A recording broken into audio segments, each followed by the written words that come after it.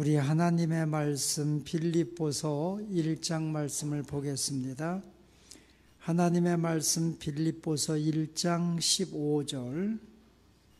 15절부터 24절 말씀까지 15절부터 24절 말씀까지 우리 다 함께 똑같이 한 목소리로 함께 읽겠습니다. 빌립보서 1장 15절입니다.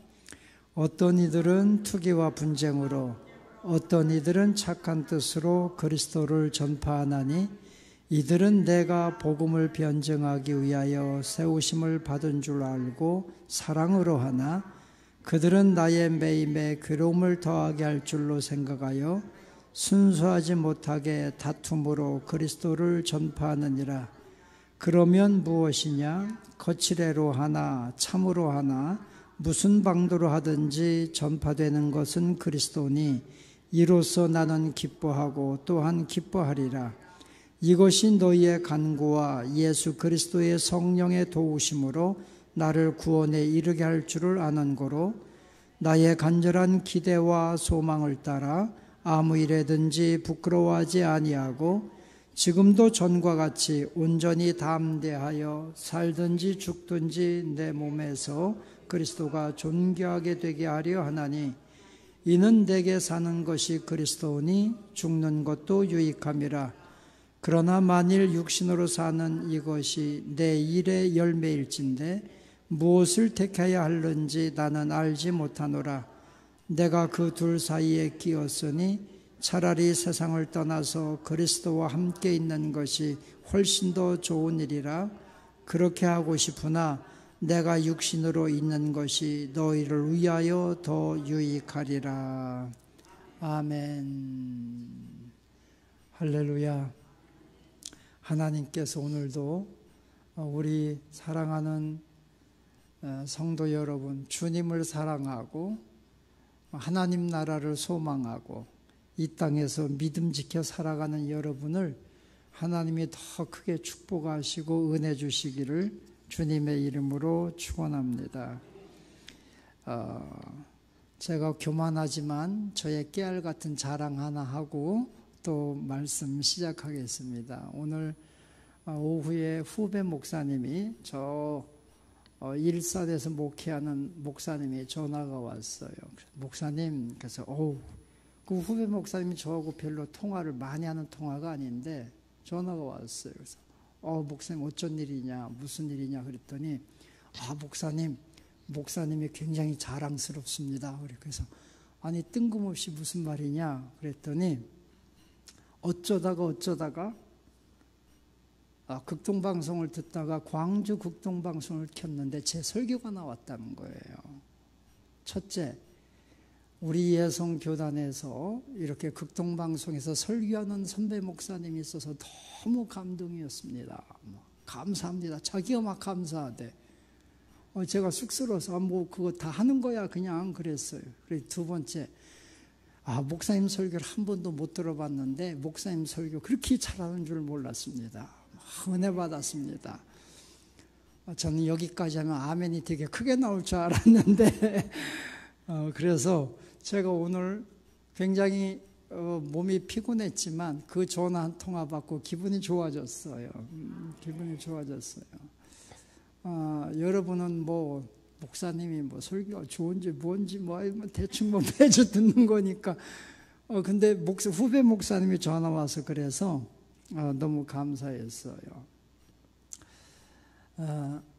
내가 자랑할 때 무엇을 자랑할 것인가? 사도 바울이 그렇게 고백했어요. 내가 자랑할진대 내가 부득불 내가 자랑할 것이 있다면 나는 나의 약함을 자랑하노라. 고린도후서 12장에 보면 사도 바울은 자기의 약함을 자랑한다. 왜 그러냐? 내가 약할 그때가 곧 강함이라. 주의 은혜가 나와 함께 하시기 때문에 그는 자기의 약한 것을 자랑한다고 했습니다. 저는 그 바울의 고백을 늘 들으면서 예수 믿는 사람은 약함도 자랑이다. 할렐루야.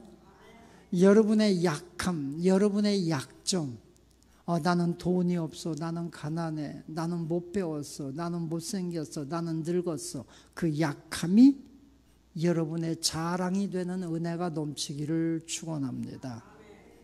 자, 오늘 여기 사도 바울 빌립보서 말씀을 통해 보면서 우리가 여기 성경에 보면 어떤 일들은 투기와 분쟁으로, 어떤 일은 착한 뜻으로 그리스도를 전파하나니.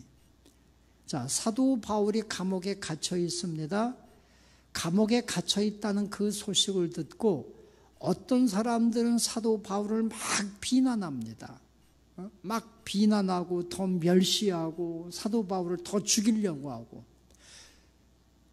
저 사도 바울, 저 예수 믿는 사람, 저 예수파, 그리스도파, 저들은 죽여야 돼, 뭐 이렇게 말하는 사람이 있고, 어떤 사람들은 사도 바울에게서 복음을 들은 사람들은요, 그들의 목숨과 사랑을 다하여 사도 바울을 지키려고 하고, 그러면서 사도 바울과 함께 또 예수 그리스도를 증거하고, 그죠? 그래서 여기 성경 말씀 보면 16절에 보면 이들은 내가 복음을 변증하기 위하여 세우심을 받은 줄로 알고 사랑으로 하나, 사랑으로 사도 바울을 보살피고 돕고 함께 그리스도를 전하고 예수 때문에, 그리스도 때문에 고난받는 것을 오히려 기뻐하고, 이런 사람이 있는 반면에 17절에 보면 반대로 그들은 나의 매임에 괴로움을 더하게 할 줄로 생각하여 순수하지 못하게 다툼으로 그리스도를 전파한다. 저 예수 믿는 사람 저 죽여야 돼. 그런데 결국은 사도 바울이 여기 말씀을 통해서 우리에게 해주는 첫 번째 말씀이 뭐냐? 어떤 상황 속에서도 그리스도가 전파된다면 나는 그것으로 감사하다는 거예요. 저 사람들이 나를 사랑으로 돌보느라고 예수 때문에 고난당하고 예수 때문에 복음 전하다가 이렇게 감옥에 갇히고 얼마나 고생합니까? 막 그러니까 결국은 예수 이름 말하는 것이고, 저들은 나를 핍박하고 죽이려고 저 예수쟁이, 저 그리스도파 막 이렇게 하지만 결국은 그들이 말하는 것이 예수니 결국은 전파되는 것은 그리스도다. 사도 바울이 그렇게 고백하고 있는 거예요. 그래서 여기 말씀을 통해 보면서 여러분이 예수 믿는 것 때문에 여러분이 때로는 전도하다가 세상 사람들이 저 예수쟁이, 야 너 예수 좀 그만 전해, 너 전도 좀 그만해, 막 그런 말 한다고 해서 조금도 두려워하지 말라는 거예요. 왜요? 우리를 핍박하는 사람들이 저 예수쟁이, 저 예수 믿지 못하게 해도 결국 그들이 말하는 것은 예수라는 거예요. 우리를 핍박하는 것 같지만 저들이 전하는 것은 예수다. 그러니까 여러분, 전도하다가 예수 믿으면서 사람들이 막 방해하고 하는 거 두려워하지 마세요. 어차피 전파되는 것은 그리스도니 우리는 그것으로 기뻐하자는 거예요. 그리스도라는 거죠. 그죠? 그래서 사도 바울은 18절에 보니까 그러면 무엇이냐? 거칠애로 하나 참으로 하나 무슨 방도로 하든지 전파되는 것은 그리스도니 이로써 나는 기뻐하고 또한 기뻐하리라. 그러니까 내가 고난당해서 저들이 막 예수쟁이 막 이렇게 얘기할 때마다 예수 이름이 저들이 스스로 말하고 있으니 나는 그것 때문에 기쁘고 다 기쁘다는 거죠. 제가 여기 성경 말씀 통해 보고서 한때는요, 우리가 전도 나가서 전도하잖아요. 전도지를 주면은 사람들이 버리고 가요. 사람들이 버리고 가거든요. 그러면 저는 안 주서요. 전도지를 줍지 않고 이렇게 전도지 떨어진 걸 봐가지고 교회 이름이 뒤쪽에 있으면 다시 뒤집어 놔요. 교회 생명수샘교회. 저 진짜 그랬어요. 그럼 사람들이 밟고 지나가면서 뭐야 종이 누가 버렸어? 생명수샘교회? 생명수샘교회에서 버렸단 말이야? 생명수샘교회 전도지네? 뭐 이럴 거 아니에요. 밟고 지나가면서. 그러면 전파되는 거는 교회 이름이니, 에? 야 이게 전도가 되겠다. 그래서 제가요, 전도지 돌리다가 사람들이 벌면 안 주웠어요. 그리고 지나가다가 이게 그 내용이 있잖아요. 내용이 있는 곳이 있으면 그걸 다시 뒤집어 놨어요. 교회 이름 보이게. 제가 그렇게 한 근거는 오늘 여기 이 말씀을 근거로 해서 그렇게 했어요. 제가 그냥 막 한 게 아니라 전파되는 것이 그리스도다. 여러분. 그러니까 내가 막 전도하다가 사람들이 막 욕해도요, 그것 겁먹지 마세요. 그것 때문에 기분 나빠하세요. 기분 나빠하지 마세요. 사도 바울은 기뻐한다고 했잖아요. 왜? 어차피 전파되는 것은 그리스도니. 저들이요, 우리 초대교회가 그랬잖아요. 우리 한국교회도 그랬잖아요. 저들이 저 예수쟁이 죽여! 예수쟁이! 막 그러다가 그들이 예수 믿었거든요. 예수 이름을 자꾸 말하면요, 그 사람이 그 예수를 믿게 된다는 거예요. 할렐루야. 그러니까 여러분, 제일 예수 안 믿는 사람이 어떤 사람인지 아십니까? 아무 말 안 하는 사람이에요. 그냥 전도를 해도 아무 말도 안 해. 이런 사람은 정말 예수 믿기 힘든 사람이에요. 그런데 전도를 주면 이 예수쟁이, 나 교회 안 나가, 막 이런 사람은 스스로가 예수 교회 막 얘기하는 사람은요, 언젠간 나온단 말이에요. 할렐루야. 그런 믿음 가지고 오늘도 사도 바울처럼 기도하고 전도하며 나가는 성도 여러분 되시기를 주님의 이름으로 축원합니다.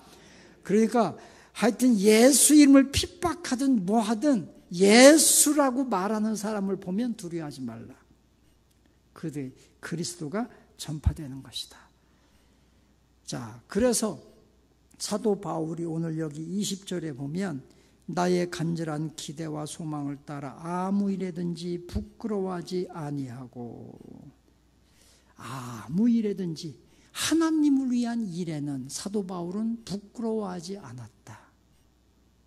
여러분, 교회에서 봉사하고 헌신하고 세상에 나가서 전도하고 기도하는 것 부끄러워하지 마시기 바랍니다.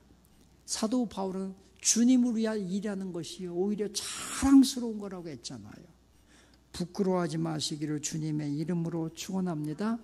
고난당하고 멸시당해도 부끄러워하지 마세요. 자랑스러워하세요. 제가 언젠가 여러분에게 그렇게 고백했지요.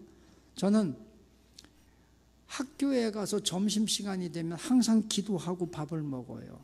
항상 그렇게 배웠으니까.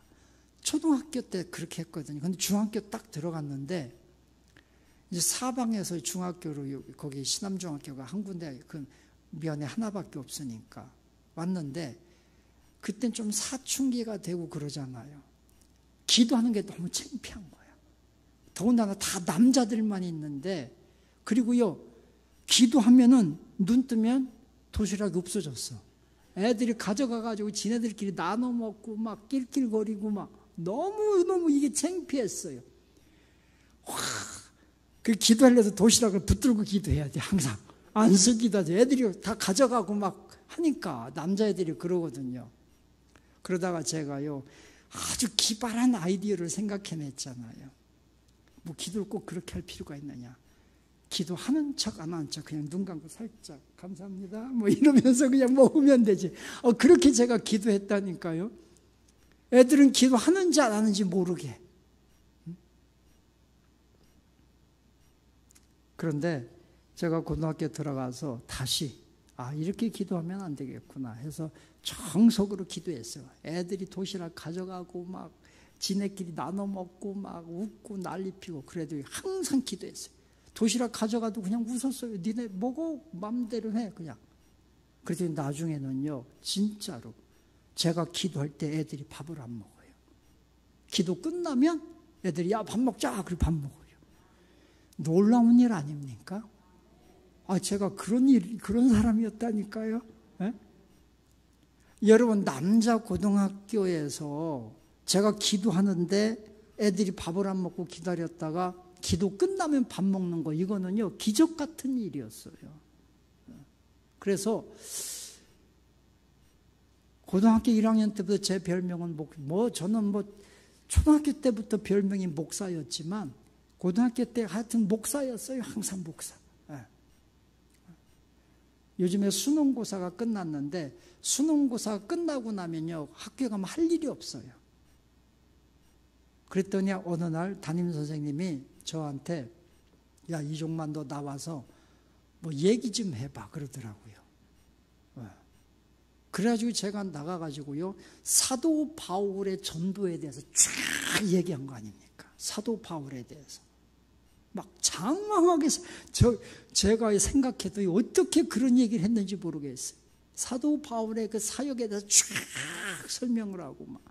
그러면서 그 학생들, 그 우리 반 애들한테 막 도전을 주고 예수 믿으라고 하고 그랬던 기억이 있어요. 제가 왜 이 말씀 드리느냐, 여러분, 우리의 신앙이 뜨겁고 열정이 있고 성숙하면요, 주의 일을 하는 것이 부끄럽지 않습니다. 부끄럽지 않아요. 교회 올 때 제가 시골에서 개척하고 목회하는데 우리 남자 집사님이 교회 올 때 성경책 들고 오는 게 너무 부끄러운 거야, 이분이. 우리 교회 집사님인데, 남자 집사. 그러니까 이분이 꼭 성경책을 호주머니에 넣어가지고 와요. 겨울에는 잠바 속에 넣고.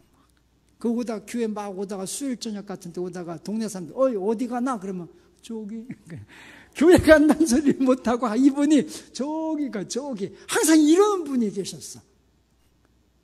그래서 제가 집사님한테 집사님 왜 성경책을 숨겨가지고 다닙니까? 들고 오십시오. 이렇게 들고 떳떳하게. 못하겠대. 사람들이, 동네 사람들이 자기 왕따 시킨다는 거예요. 근데 여러분, 진짜 예수 믿는, 진짜 예수 만난 사람은요, 내가 예수 때문에 고난당하고 예수 때문에 사람들의 조롱거리가 될 때 그것 때문에요, 마음에 상처 하나도 안 돼요. 오히려 기뻐하는 거예요. 성경 마태복음 5장 10절 11절에 그렇게 말씀했잖아요. 의를 위하여 핍박, 박해를 받는 자는 복이 나니 천국이 그들의 것입니다. 그죠? 나로 인하여 예수 그리스도 때문에 너희를 거스리고 너희를 욕하고 너희를 핍박한다면 너희는 기뻐하고 즐거워하라. 하늘의 상이 크미니라. 너희 전에 있던 선지자들도 저들이 이렇게 박해하였느니라. 그러니까 여러분, 여기 본문도 사도 바울에서는요, 오히려 사람들이 막 멸시하고 자기는 감옥에 갇히고 이런 걸 절대 부끄러워하지 않는다. 오히려 기뻐한다. 여러분, 우리 생명수샘교 성도 여러분들은 예수 믿는 거, 예수님 때문에 조롱당하고 예수님 때문에 여러분들이 멸시당하는 거, 그거 부끄러워하지 않는 믿음의 사람들이 되시기를 축원합니다. 우리 진짜 믿음의 사람이 되어야 돼요. 오히려 그럴 때마다 기뻐하십시오. 하늘의 상이 큽니다. 할렐루야. 네. 아멘 속에 자꾸 적은 거 보니까 부끄러워하지 마세요. 네. 어디 갈 때 어디 가냐고 물으면 당장 나 교회 간다. 딱 이렇게 얘기를 하세요. 왜 교회 간단 말을 못해요? 나 교회 가. 나 그리스도인이야. 나 예수 믿는 사람이야. 할렐루야. 당당히 선포하시기를 주님의 이름으로 축원합니다. 우리가 주의 복음에 대하여 그리스도에 대하여 부끄러워하지 아니할 때 주님께서도 하나님 앞에서 우리를 부끄러워하지 않는다고 그랬어요. 할렐루야. 담대하시기를 축원합니다. 세 번째는 20절 중반절에 지금도 전과 같이 온전히 담대하여 살든지 죽든지 내 몸에서 그리스도가 존귀하게 되게 하려 하나니. 내가 살든지 죽든지 오직 복음을 위하여. 내가 살든지 죽든지 오직 하나님의 영광을 위하여, 그리스도의 영광을 위해서 지금 살아가고 있다는 겁니다. 그래서 그는 21절에서 이는 내게 사는 것이 그리스도니 죽는 것도 유익함이라. 사도 바울 안에는요, 그리스도가 살아계시다는 거죠. 그리스도가 살아계시니까 내가 이 육체가 죽고 사는 거, 이거는 큰 문제가 되지 않는다. 내 안에 그리스도가 사는 것으로 나는 기뻐하고 기뻐한다. 살든지 죽든지, 이 고백을 사도 바울이 여러 번 합니다. 내가 살든지 죽든지. 로마서 14장에서도 내가 살아도 주를 위하여 살고 내가 또 죽어도 주를 위하여 죽나니 그러므로 나는 사나 죽으나 주의 것이다. 이 고백을 하지. 나중에 디모데후서 4장에서도 똑같은 고백을 해요. 내가 살든지 죽든지 나는 주의 것이다. 이런 고백, 여러분 우리가 살든지 죽든지 주의 영광을 위해 살아가는 성도 여러분이 되시기를 주님의 이름으로 축원합니다. 내가 살든지 죽든지 내 안에 사는 것은 그리스도시다. 여러분 안에 그리스도가 사시기를 주님의 이름으로 축원합니다. 그것이 진정한 우리 그리스도인들의 행복인 거예요. 오늘 수요일 저녁 주 앞에 나온 여러분, 여러분의 심령에 그리스도가 살아계시기를 주님의 이름으로 축원합니다. 예수가 살아계시니까요. 나는 안 보이고 예수가 보이고 그리스도가 보이고, 그러니까 그 그리스도 안에 풍성함이 있고 그 안에 생명이 있고 그리스도 안에 놀라운 영광이 충만히 거하는 것이 있더라는 거지요. 우리가 요한복음 1장 14절 말씀에 보면 예수 그리스도 그분은요 은혜와 진리가 충만했다 그랬어요. 우리가 예수 안에 있는 그 그리스도 안에 있는 영광을 보니 그 영광이 충만했다. 그리스도 안에 영광이 있었다는 거잖아요. 영광이라고 하는 단어가 헬라어로 독사예요. 독사. 외우기 쉽잖아요. 그죠? 독사. 그러니까 그리스도 안에 있는 영광이 얼마나 충만했는지 그 안에 은혜와 진리가 충만했다. 여러분, 내 안에 그리스도가 계신 분은요 영광이 충만한 거예요. 우리 예수 믿는 사람들 외모로 볼 때 별거 아닌 것 같아도요 그 안에 그리스도가 있는 사람은 영광이 있는 거예요. 여러분의 삶이 존귀한 그리스도의 영광으로 충만해지시기를 주님의 이름으로 축원합니다. 여러분의 삶에, 여러분의 모습에 찬란한 영광이 있어요. 저는 여러분 안에 영광이 있는 것이 보여요. 그 영광을 충만한 가득한 그런 충만함을 가지고 살아가시기를 축원합니다. 여러분은 결코 가난한 사람이 아니에요. 여러분은 결코 초라한 사람이 아니에요. 여러분은 결코 못 배워서 무식한 분들이 아니에요. 우리에게는 하나님의 영광이 있고 하나님의 지혜가 있고 하나님의 충만함이 있는 분들이에요. 그 은혜를 가지고 사시기를 주님의 이름으로 축원합니다. 22절, 23절 그리고 맨 마지막 24절에 보면 내가 육신으로 있는 것이 너희를 위하여 더 유익하다. 나는 그리스도를 위해서 죽는 것이 유익하다. 그러나 내가 육신으로 있는 것이 너희에게 유익하다. 우리 성도 여러분, 왜 그런 말이 있잖아요. 우리는 하나님께서는 우리가 이 땅에서 사명을 다하기까지는 결코 우리의 생명을 거두어 가지 않으신다. 지금 내가 살아있다고 하는 것은 내게 사명이 있다는 거예요. 사명이. 여러분에게 사명이 있기 때문에 어떤 사람들이 나면서부터 장애인으로 태어난 사람들도 있어요. 저 사람들 정말 이 땅에서 무슨 의미가 있을까 그럴지 모르지만 하나님 편에서 볼 때는 그 사람에게 사명이 있는 거예요. 그래서 우리 모두는 여러분 지금 내가 살아있다고 하는 것은 사명이 있다는 증거예요. 우리는 사명을 가진 자들입니다. 할렐루야. 그래서 여러분 내 인생은 시시한 인생이 아닙니다. 하나님이 내게 사명을 주셔서 지금까지 내가 살아있는 겁니다. 내가 병들고 약하고 그래도요 내게 사명이 있기 때문에 지금 생명이 있는 거예요. 사명대로 살아가십시오. 복음에 붙들려서 복음의 사명을 가지고 살으라는 거예요. 여러분에게 주신 삶의 환경 속에서 여러분 사명을 가지고 살으라는 거죠. 그러니까 여러분 중에 나 그냥 죽고 싶어 그런 분들이 있잖아요. 난 차라리 죽었으면 좋겠어. 사도 바울도요 내가 죽는 것이 오히려 내게는 유익하다. 그러나 너희를 위해서는 내가 살아있는 것이 유익하다. 나는 죽고 싶어. 근데 내가 왜 살아있을까? 내 자녀들에게, 내 가정에 교회에 누군가에게 내가 유익이 되기 위해서 내가 지금 살아있구나 깨달으시기를 축원합니다. 그리고 축복하고 기도하세요. 그러면 되는 거예요. 여러분은 유익한 존재예요. 유익한 존재임을 깨달으시기를 축원합니다. 아우 나는 무익한 존재야. 난 있으나 마나야. 그거 아니에요.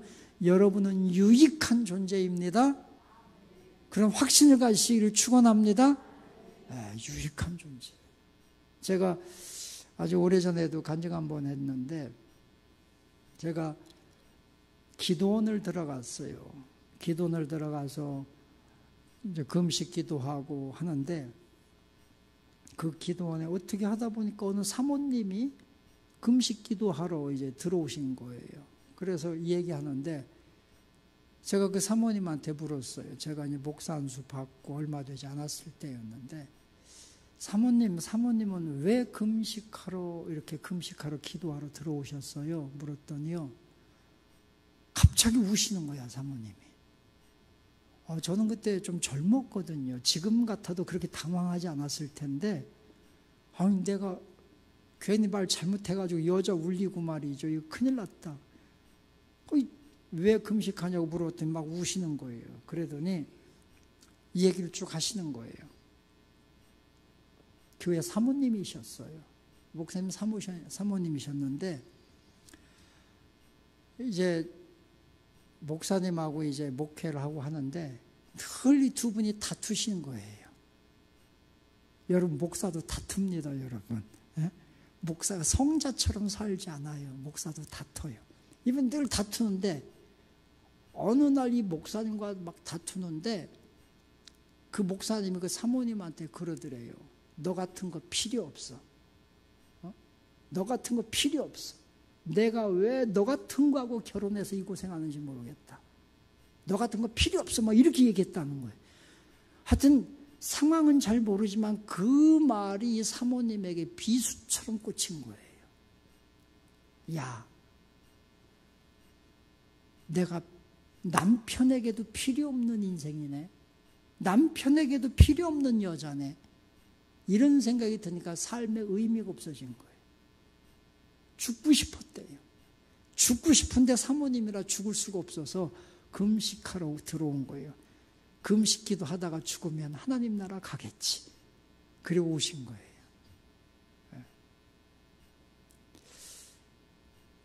제가 굉장히 젊었지만 그 사모님하고 얘기하면서 얘기를 굉장히 잘했던 것 같아요. 제가 볼 때 사모님은 그 목사님 화가 나서 필요 없으니까 나가 뭐 그랬겠지요. 근데 제가 볼 때 사모님은 정말 대단한 달란트를 가졌어요. 벌써 금식기도 하러 이렇게 들어오는 것 자체가 사모님에게 엄청난 사명이 있고 믿음이 있고 신앙이 있고 또 사모님 때문에 그 교회가 얼마나 많은 분들이 힘을 얻었고 지금 기도하러 금식 기도하러 왔을 때 또 얼마나 많은 성도들이 기도할 거고 사모님은 복받은 분이에요. 그리고 사모님은 정말 탤런트가 많은 분이에요. 하면서 얘기를 쭉 했어요. 그랬더니 이분이 힘을 얻은 거 아닙니까? 제가 오늘 여러분에게 말씀드리고 싶은 거는 필요 없는 분 한 분도 없습니다. 나는 생명수샘교회 필요 없어. 한 분도 없습니다. 여러분은 생명수샘교회 가장 유익한 존재들입니다. 하나님께서 이 교회에 여러분이 너무 필요하기 때문에 여러분을 이 교회로 보내신 겁니다. 할렐루야. 그러니까 연말이 돼서 다른 데로 교회 옮겨볼까 이런 마음 아예 갖지도 말고 여기에서 그냥 하나님이 가장 적당한 곳에 나를 보내셨으니 여기에서 예배하고 여기에서 봉사하고 여기에서 내가 열매 맺으리라. 여러분이 이 교회에서 정말 유익한 분들이라는 거예요. 어딜 가든지 유익한 분들이에요. 할렐루야. 우리 생명수샘교회 안에서 여러분의 삶이 꽃 피우고 열매 맺는 복된 삶이 되시기를 축원합니다. 정말 우리 생명수샘교회 정말 좋은 교회예요. 정말 좋은 교회예요. 이 우리 교회 안에는요 진리가 있어요. 말씀이 있어요. 우리 교회 안에는 성령의 역사가 있어요. 우리 교회 안에는요, 헌신이 있어요. 땀 흘림이 있어요. 정말 성도들이 좋은 교회예요. 좋은 교회예요.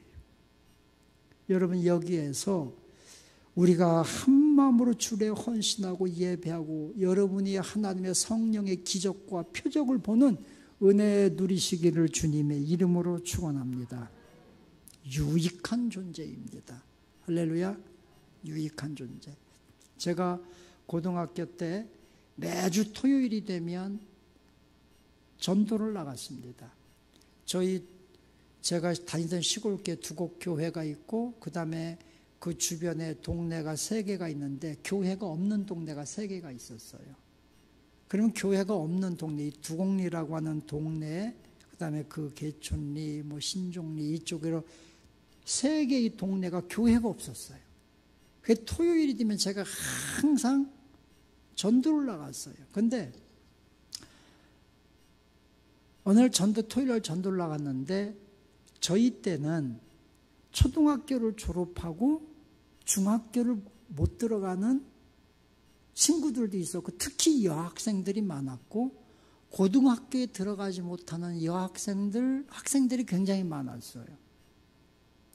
요즘에는 고등학교까지 다 의무교육이니까 다 가지만 그래서 전도를 갔는데 초등학교 동창이었어요.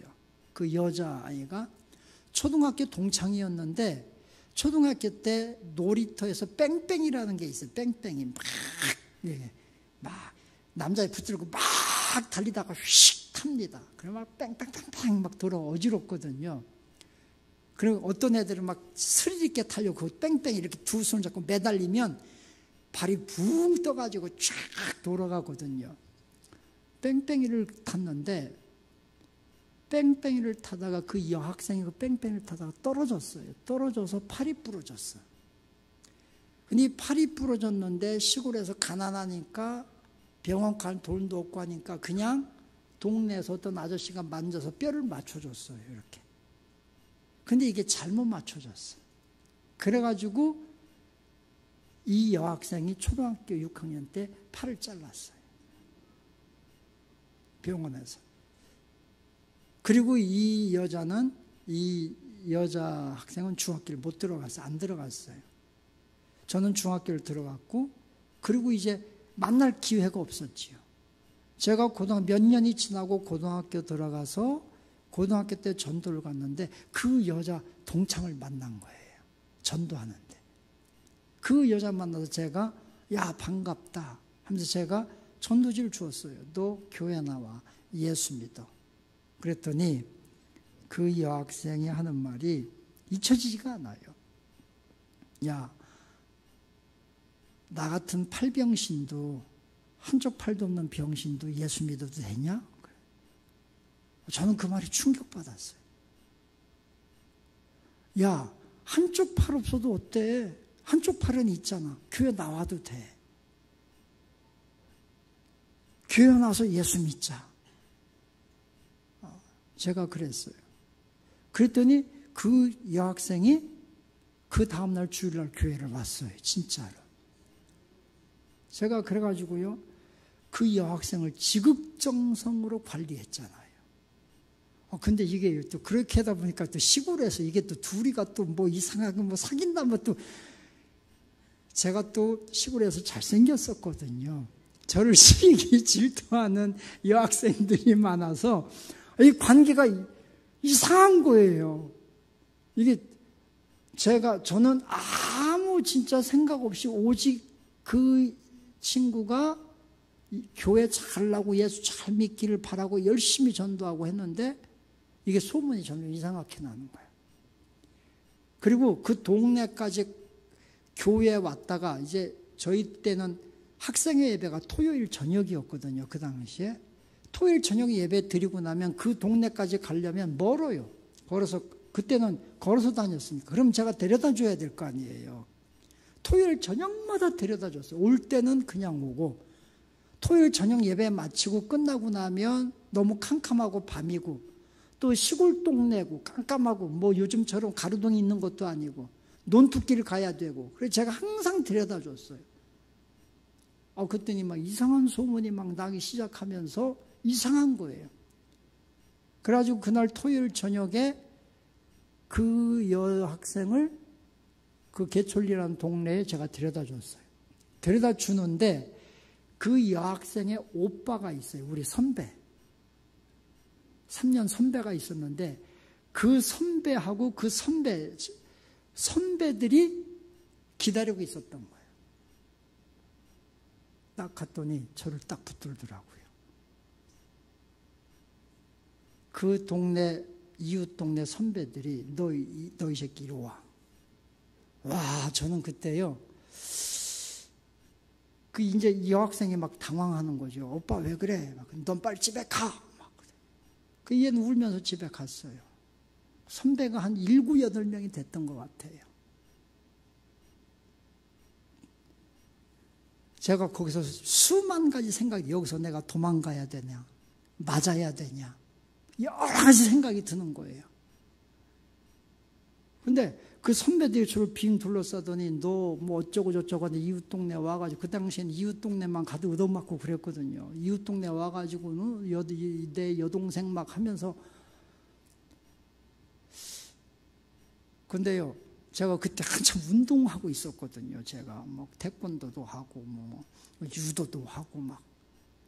근데 도망가야 되나 맞아야 되나 막 고민하는데 선배 하나가 발로 확 쳤는데 무의식적으로 막았어요. 이렇게 딱 그냥 차니까 막지. 문 딱 막았더니 선배가 발로 쳤는데 막았다고 이제는 막 난리가 난 거예요. 그래서 이리 와 하더니 막 산으로 끌고 가더라고요. 산으로 끌고 가다가 도저히 안 될 것 같아요. 그래서 제가요 후다다닥 도망갔어요. 제가 또 달리기 잘 뛰었거든요. 막 도망갔더니 선배들이 당황한 거야. 쫓아오질 못해. 그냥 집에 갔어요. 주일이 지나고 그 다음 월요일이 돼서 학교 없고 이제 고등학교를 가야 되잖아. 1학년 때. 고등학교를 갔는데 그 버스 안에 선배들이 이제 막 버스가 한 대밖에 없는데 다 타는데 제가 버스에 딱 차에 탔더니 여기저기서 선배들이 막 난리가 났어요. 너 이 새끼 뒤로 와 뒤로 와 막. 제가 힘들었어요. 그런데 문제는 그 여학생이 교회를 못 오는 거예요. 이제는 그 여학생이 자기 때문에 내가 해코지당하고 한 것 때문에 교회를 못 오는 거예요. 그래가지고 제가 나중에 또 찾아가서 설득을 했어요. 그래도 교회 와라 괜찮다. 그런데 이 여자애가 하는 말이 그거였어요. 나 같은 거는 필요 없어. 나 같은 거는 그냥 죽어야 돼. 봐, 내가 교회 나가도 네가 피해만 보잖아. 그러니까 그 여자애는요, 심각한 패배주의. 나는 필요 없어. 나는 왜 사는지 몰라. 난 죽어야 돼. 이런 의식이 있는 거죠. 결국은 교회 안 나왔어요. 몇 번을 찾아가서 만났는데 안 나왔어요. 여러분, 예수 믿는 여러분, 우리 성도 여러분 안에도 이런 의식을 가진 분들이 있어요. 나는 안 돼. 나는 필요 없어.